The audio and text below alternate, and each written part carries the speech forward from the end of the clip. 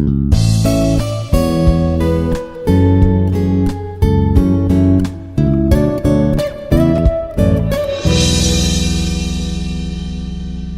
everyone, this is Dr. K. Jagannayaki, Professor in MBA Department, Institute of Aeronautical Engineering, Hyderabad. Today I want to discuss with you about demand forecasting. So demand forecasting is one of the most important topic in managerial economics. So after going through this topic, the learner will be able to understand meaning of demand forecasting, what are the important features and need for demand forecasting, objectives, managerial uses of demand forecasting, different levels of demand forecasting, and how to select a good demand forecasting techniques, and also the process, limitations, and factors influencing demand forecasting. So, coming to the introduction to demand forecasting, so it is an important aspect of demand analysis from the management point of view is concerned with forecasting demand for products, either it is existing products or new products. So demand forecasting refers to an estimate of most likely future demand for product under given conditions. So in different conditions, the demand may be different.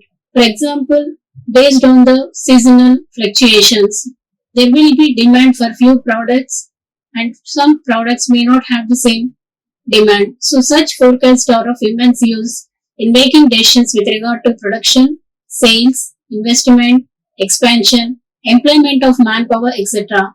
So both in case of short run as well as in the long run demand forecasting. So demand forecasting is a combination of two words. One is demand and second one is forecasting.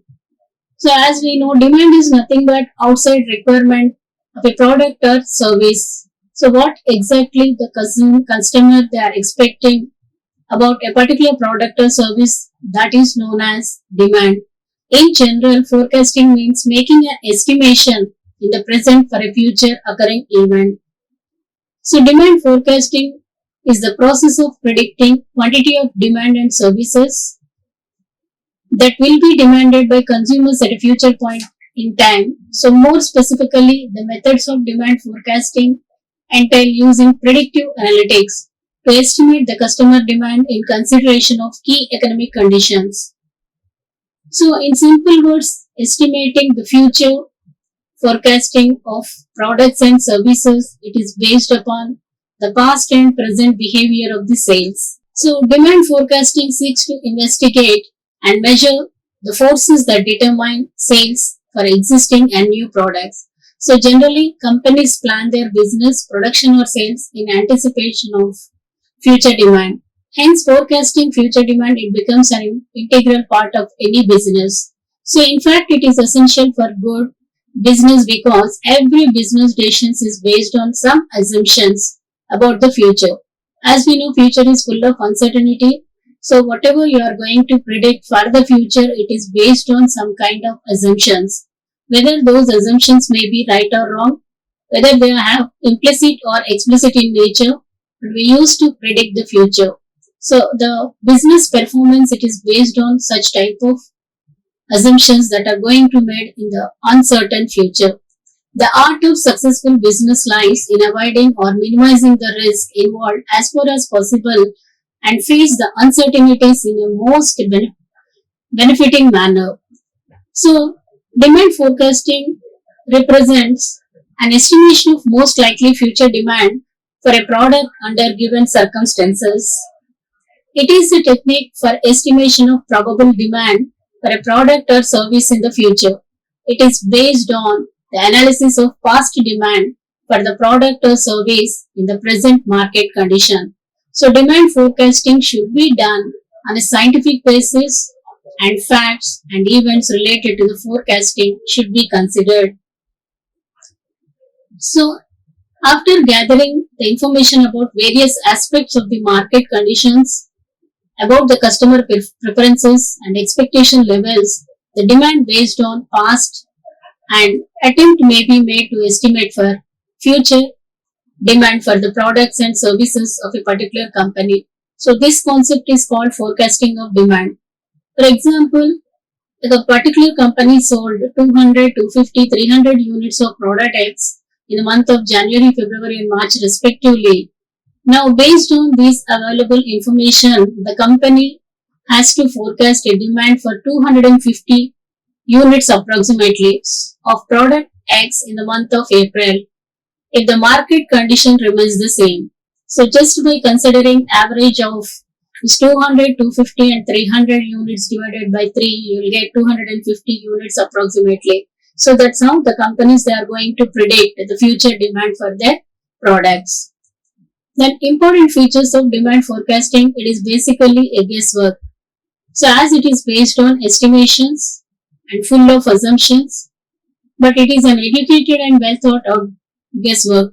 So the people who will have the expertise and they can able to analyze the future perfectly, they can do this kind of guesswork, and it is in terms of specific quantities and it is undertaken in an uncertain atmosphere because there is no guarantee what is going to happen in the near future, full of uncertainty. So in those uncertain conditions, we are going to predict the demand forecasting. So a forecast is made for a specific period of time which would be sufficient to take decision and put into action. So why generally the companies are going to forecast the demand? So based on that, they can be able to plan what type of strategies they have to follow in the coming future so that they can maximize their sales. As a result, they can improve their profits. So it is based on historical information and the past data. It tells us only the approximate demand for a product in the future. So whatever forecasting we are doing, it is not the real demand for the product. So either the demand may increase or the demand may decrease. But approximate value we are going to find out with the help of demand forecasting. So it is based on certain assumptions and it cannot be 100% precise as it deals with the future expected demand. So that is our expectation. But in the future, in the real sense, either it may be possible to reach that expectation level or not. And what is the need for demand forecasting? So demand forecasting is needed to know whether the demand is subject to cyclical fluctuations or not, so that the production and inventory policies etc. can be suitably formulated and associated with forecasting sales and manipulating demand. So based on the demand forecasting, even the companies also they used to produce the goods and services to the consumers. So a firm can make use of the sales forecast made by the industry as a powerful tool for formulating sales policy and sales strategy. When external economic factors like market size, competitors' attitudes, changes in the prices, consumer taste and preferences, about the threats from the competitors in terms of substitute products, those all these things they influence sales forecasting. And apart from external factors, there are certain internal factors like money spent on advertising, pricing policy, product improvement, sales efforts. They also influence the demand forecasting and also it is used to manipulate the demand. And coming to the objectives of demand forecasting. So basically the objectives of demand forecasting can be divided into two types. One is short-term objectives, another one long-term objectives. Coming to short-term objectives. So if you are talking about a short span of time, which is most suited in some kind of activities in the business, that is formulating production policy and formulating pricing policy. And if you want to control the sales, then you need to consider demand forecasting and also arranging finance. But whereas long-term objectives means the company has to decide what will be its production capacity and planning long-term activities.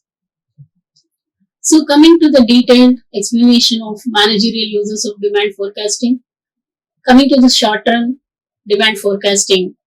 Demand forecasts for short periods are made on the assumption that the company has given production capacity and the period is too short to change the existing production capacity. So generally we used to consider this short-term period as 1 year duration. So in that 1 year, whatever changes you are going to make in the existing plans, that can be possible, and you can able to predict effective demand forecasting. So production planning means it helps in determining the level of output at various periods and avoiding under and over production. So the business organization, they may not produce overproduction or under. So they have to produce the goods and services based on the demand, and helps to formulate right purchase policy. So demand forecasting, it helps in better material management of buying inputs and control its inventory level, which cuts down cost of operation. So the ultimate aim of any business is cost reduction. So wherever possible, the company always they try to minimize the cost. So that is the reason they used to come out with a right purchase policy. And next one is helps to frame realistic pricing policy. So a rational pricing policy can be formulated to suit short-run and seasonal variations in demand. So based on the seasonal fluctuations, there may be changes in terms of pricing policy also. Then comes sales forecasting. It helps the company to set realistic sales targets for each individual salesman and for the company as a whole. So why the companies will deal with demand forecasting, especially when you are talking about sales. So every company they used to provide some kind of targets to their salesperson, so that the salesmen they have to reach their targets. As a result, the company can also they will set their own targets in response to the sales from the market, and helps in estimating short-run financial requirement. So it helps the company to plan finances required for achieving the production and sales targets. So as the company's production, they kept one target as they have to complete 10,000 units of production within 3 or 4 months. So that they have to accomplish with the help of demand forecasting. Same thing applicable to sales also. So the company will be able to raise the required finance as well as in advance at reasonable rates of interest. So as to supply the goods and services based on the future demand, the company has to produce accordingly. If the company want to produce the goods and services, they have to plan for the financial estimation. How much capital is required, and whether do they have sufficient equity capital. If not, they have to borrow from the outside or from the external sources. So reduce the dependence on chances. The company or the firm would be able to plan its production properly and face the challenges of competition efficiently. So they want to avail competitive advantage. So that is the reason they will have so many threats from the competitors in the form of substitute goods. So the companies need not dependent on chances. They have to plan accordingly.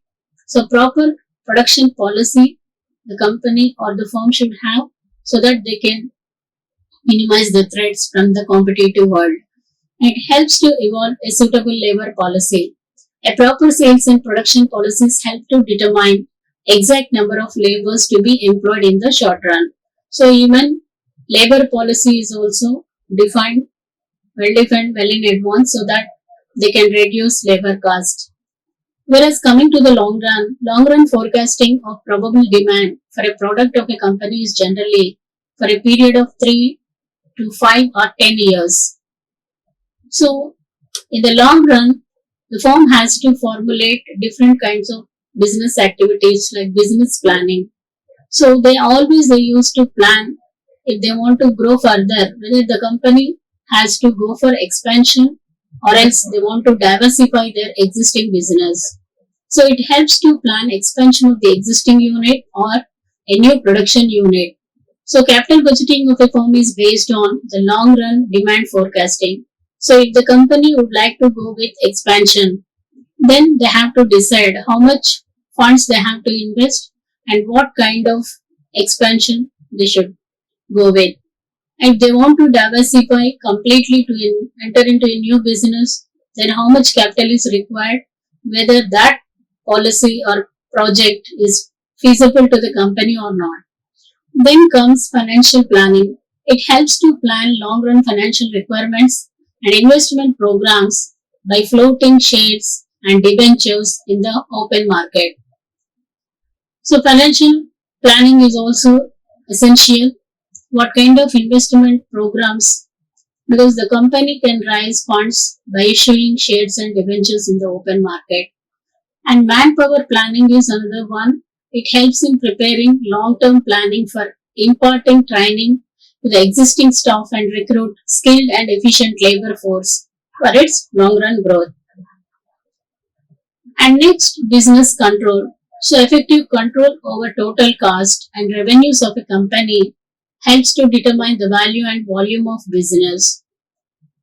So the company can create its value or brand image by maximizing their profits, by creating value, by way of producing qualitative goods and services. At the same time, if they try to minimize the total cost of production, then it will be beneficial to the company and it is possible to regulate business effectively to meet the challenges of the market. Coming to the determination of growth rate of the firm, a steady and well conceived demand forecasting determine the speed at which the company can grow. So that also possible with the help of demand forecasting and establishment of stability in the working of the firm. So fluctuations in production cause up and downs in business which retards smooth functioning of the firm. So because of uncertainty and some external forces like political, social, economical, cultural, technological changes that also influence the business. So demand forecasting reduces production uncertainties and help in stabilizing the activities of the firm. And next indicates interdependence of different industries.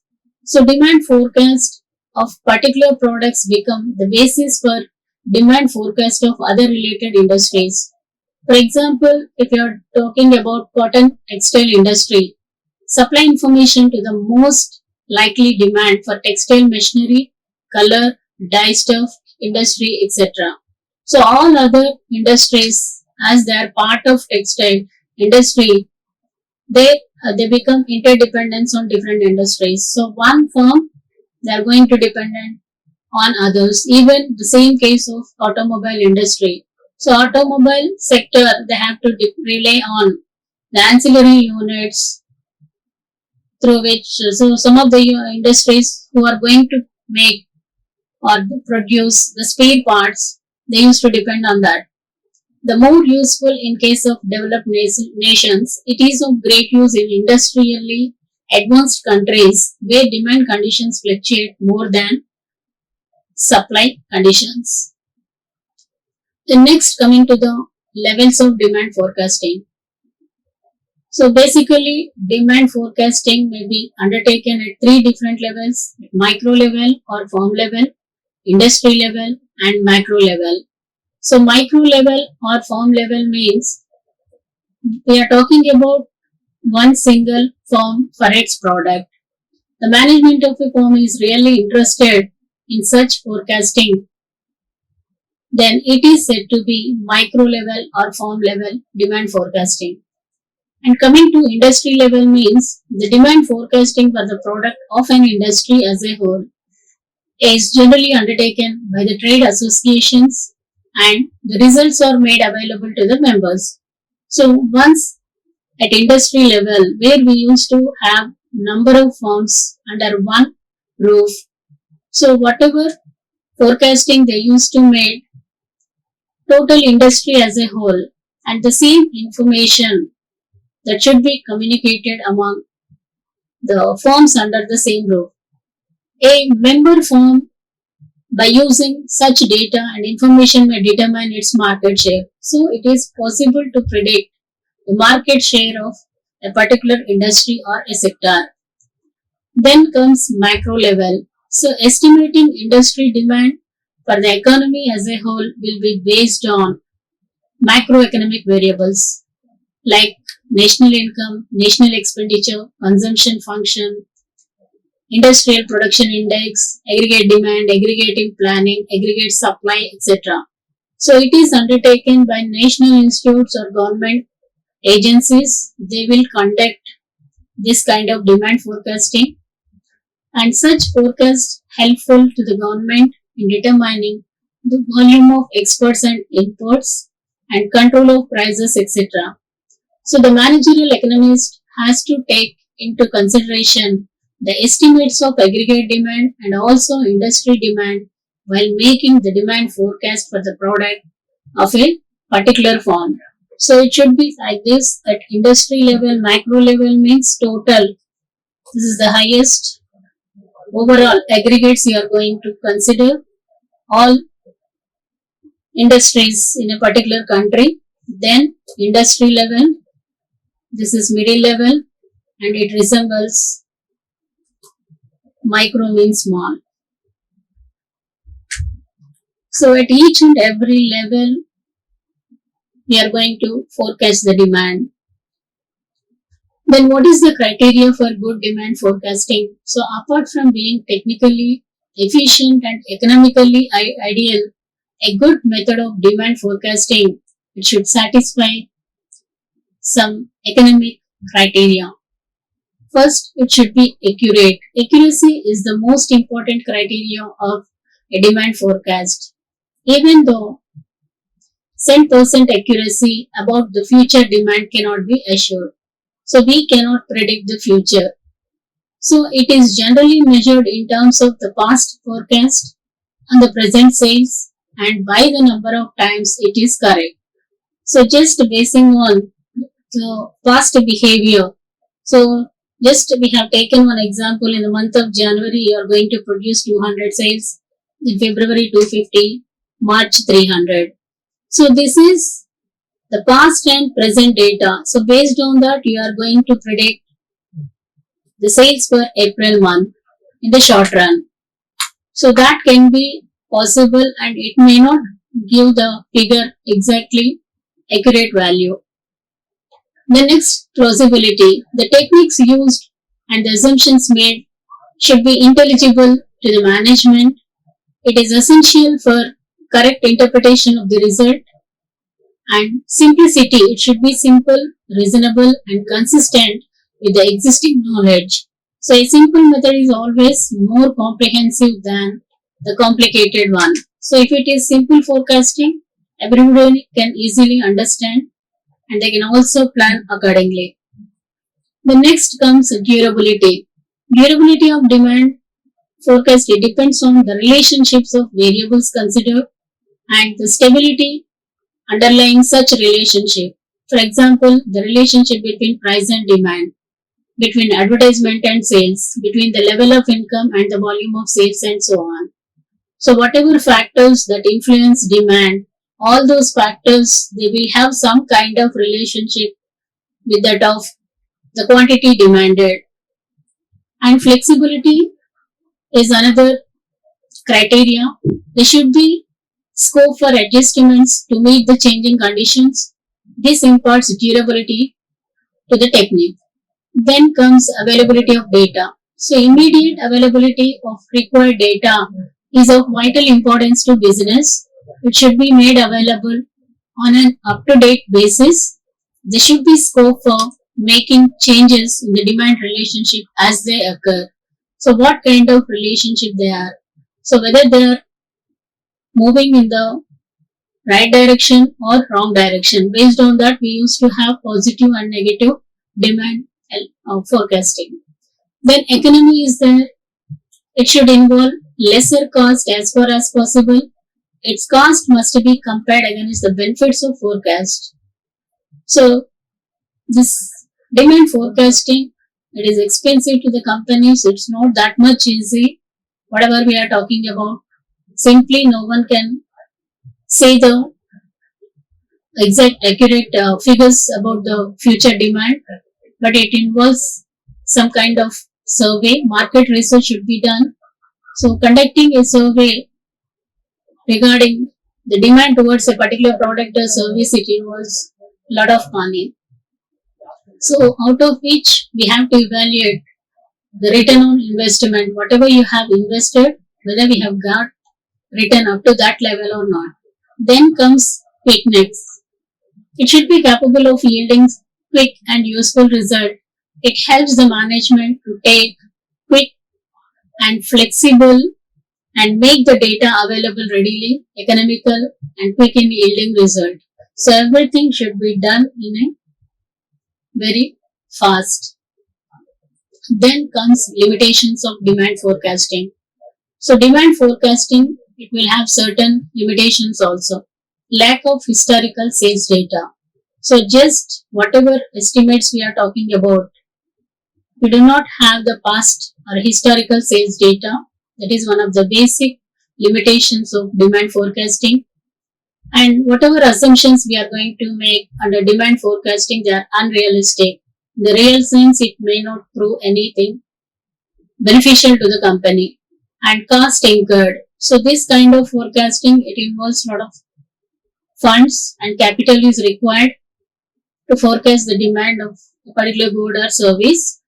And psychological factors. So most of the cases, as the demand, the quantity demanded, it is based on the psychological factors of the consumer, basing on their perceptions, basing on their taste and preferences. They used to make purchases under uncertain conditions in the market, and lack of expertise. So it's not always correct because people, they may not have exact visionary about the future. So as a result, they may not forecast the accurate values of the prediction. And next, a change in fashion. So today you have one type of trend is going on, but tomorrow you cannot expect the same type of fashion. So it may change based on the changes in fashion. Also, we can see a lot of changes in the demand. Then coming to the process of demand forecasting. So demand forecasting, it involves different steps. The first one is setting the objectives. So first, initially you have to formulate the objectives. What is the purpose? Why we are conducting this kind of demand forecasting? Whether your objective is maximization of sales, or you want to maximize the wealth, you want to go with the profit maximization. So that should be defined very clearly. Then determine the time perspective, whether it is for you are conducting the demand forecasting for short run or long run, and selecting a suitable demand forecasting method. So there are different types of methods available to forecast the demand, like quantitative methods and qualitative. So choose appropriate demand forecasting based on the time perspective, and then collect the data and predict the result. So this is the process of demand forecasting. Then what factors influencing demand forecasting? So different factors influence demand forecasting. The first one is type of goods.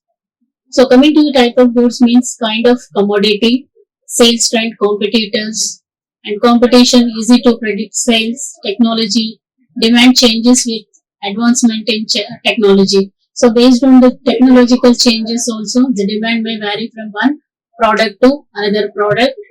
And economic viewpoint, being updated with economic changes, and prices of goods. Apart from all these things, price, it is one of the main dominant factor that influence demand forecasting.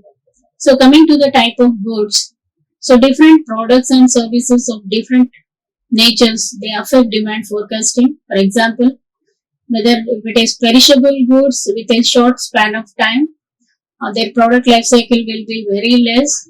Expiration date must have an exact demand forecasting number. So otherwise, a lot of stock in risk of going to waste. And on the other hand, demand forecasting per monthly magazine subscription can be less exact. So it depends what type of good it is, whether it is perishable or non-perishable good. Basing on that, we used to set the demand accordingly. Then comes price of goods. So demand is estimation is also based on the price of goods and services. So the pricing policy and fluctuations in the present price can give an idea of change in demand of a particular commodity. Then type of goods. Again here, whether the demand, if you're talking about the commodity, whether it is a good or service, based on that, the features and usability also determines the demand forecasting. The demand for existing goods can be easily estimated by taking into consideration the previous sales data and competitors analysis, and also what kind of substitutes available. Basing on that, we can easily predict for the existing product.